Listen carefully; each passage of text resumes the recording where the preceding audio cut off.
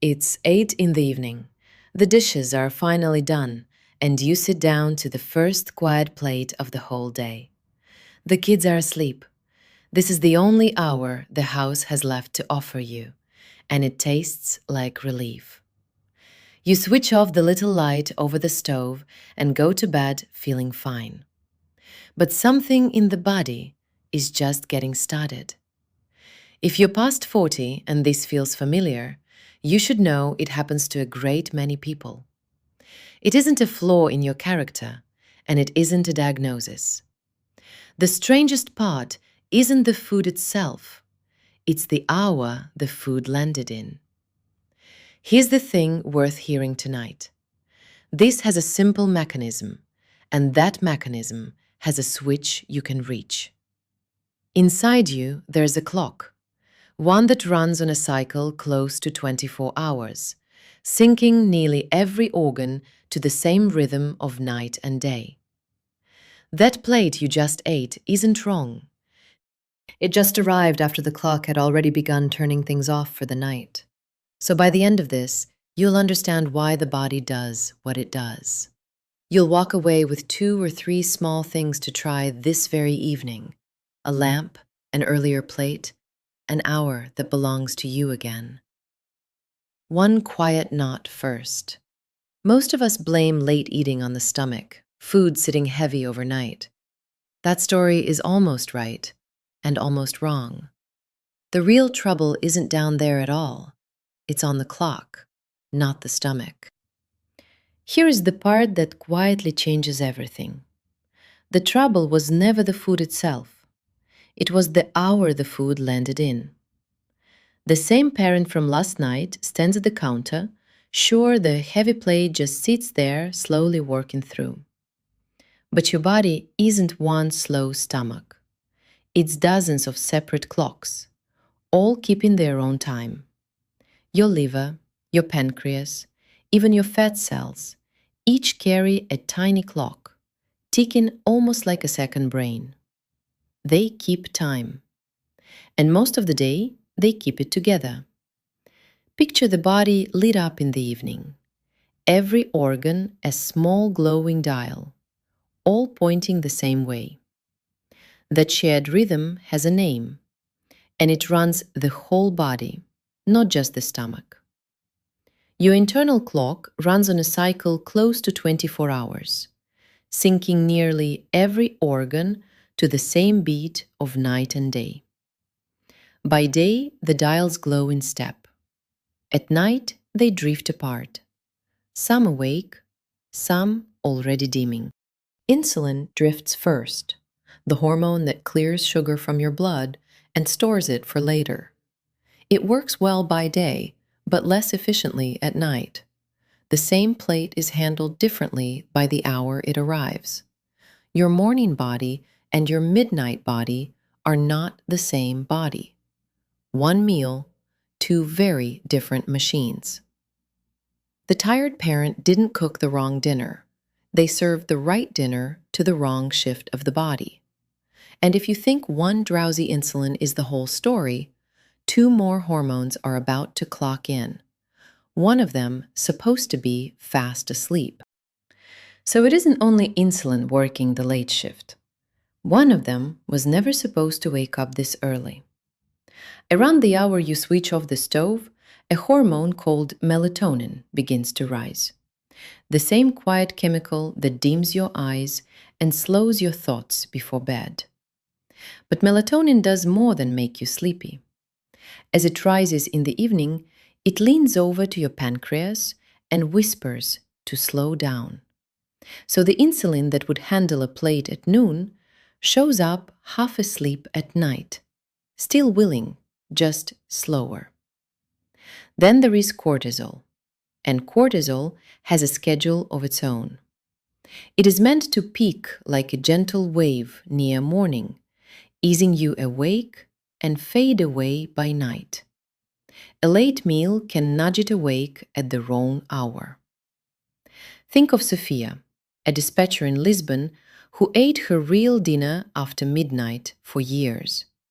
She slept, but never deeply. Her body kept one light on. Here is the picture underneath all of it. Insulin, cortisol, and melatonin don't work in separate rooms. They overlap like three instruments meant to play in sequence, not all at once. At night, the body has other plans: repair, reset, its own quiet cleanup. Think of it like asking the night cleaning crew to also cook dinner. Two jobs your body was never meant to run at once: the mop in one hand, the pan in the other. None of this is a verdict on you. One late plate is just one late plate. But if these three fall out of step for a single night, why does the body seem to remember it the very next morning? The couple wake to a strange, quiet hunger. Same breakfast as always, same bowl, same spoon. But the body reads it as not quite enough, and neither of them can say why. Last night looked ordinary. A late plate after the kids were asleep, the lamp switched off, sleep arriving on time. So why does morning feel short, a little something it can't name? Here's the thing to let go of first. This was never three separate problems stacked on one tired body. Insulin, melatonin, cortisol, none of the three works alone. By midday, they hand off cleanly. Push the last one late, and the handoff turns into a collision. And a late meal makes them play over each other. Now two more names join the band. Leptin is the hormone that whispers, "You're full." Ghrelin is the one that shouts, "You're hungry." All day they trade the microphone. But eating late can blur that whisper just enough. So the next morning, your brain leans toward ghrelin and reads a normal meal as too small. This is the locked box, finally open. Cortisol was supposed to rise like a gentle wave near waking and fade by night. Push a meal into the late hours, and you nudge that same wave awake at the wrong time.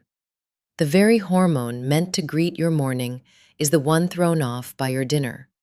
That is why the couple woke hungry for no reason they could see. So the misconception falls away. It was never the weight of food sitting overnight, never digestion doing something slow and sinister.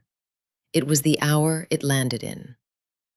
But if timing is the real culprit, then the fix can't live in willpower. It has to live in the evening. Now, the mechanism is clear. So here is the first small thing you can move tonight. It lives in the evening. She keeps a calendar taped by the fridge and slides dinner an hour earlier, from too late to merely early. She isn't chasing perfect, just a little room before the lights go out. Sleep researchers keep citing the same buffer, roughly 2 to 3 hours between your last meal and lights out. It sounds almost too small to matter, an hour moved earlier. But that gap is the window where digestion can finish its shift before the night one clocks in. Eat inside it, and the two jobs stop overlapping. The body gets to do one thing at a time. A man 2 doors down finds his version of the same idea in a cup. He used to pour one last coffee near the end of the evening, out of habit more than thirst. Now, about 2 hours before he turns off the lamp, he swaps it for chamomile, warm and plain. He wraps both hands around the mug and feels the heat settle into his palms. The tea isn't magic. It's a signal, a small, warm anchor telling the day it can wind down. And the plate itself can change too, not just the clock it sits under. The same late, rushed dinner from that first quiet kitchen becomes lighter, earlier, eaten sitting down instead of standing over the sink. One habit still waits after these, and it's the one that finally lets the night shift go home. There is one more habit, and it isn't about the food at all. It's about closing the kitchen. Think back to that overworked night crew, the one asked to scrub the floors and cook dinner at the same time. Tonight, you finally let them go home. George, a widower in his 70s, learned this without ever calling it a ritual. He wipes the counter down while the last light is still warm. He puts the kettle back in its place, dims the small bulb over the stove, and hangs the towel to dry. Nothing is thrown away, nothing is forced. But the kitchen goes quiet on purpose. That quiet is not empty. It's a message sent straight to the body. Your body reads a closed kitchen almost the way it reads a dimming room. A signal that the shift is ending, that no more fuel is coming down the line. When the counter is clear and the light is low, the pancreas isn't kept waiting on one more plate. So the night work can begin.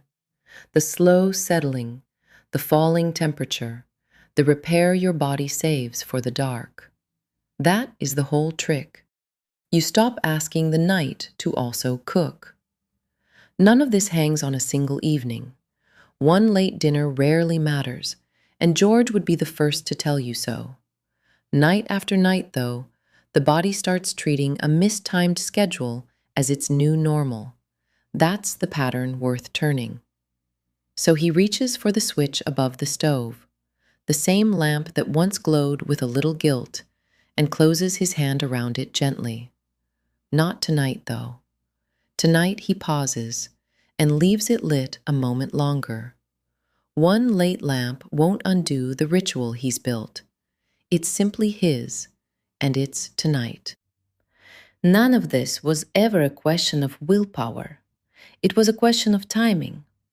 So here is the whole evening gathered into one gentle pass. 2 or 3 hours before the lamp goes off, you set down your fork for the night. That's the first shift. Then the last coffee becomes a warm cup of chamomile, cradled in both hands. That warmth is the signal. It tells the body its long day of processing is finally over.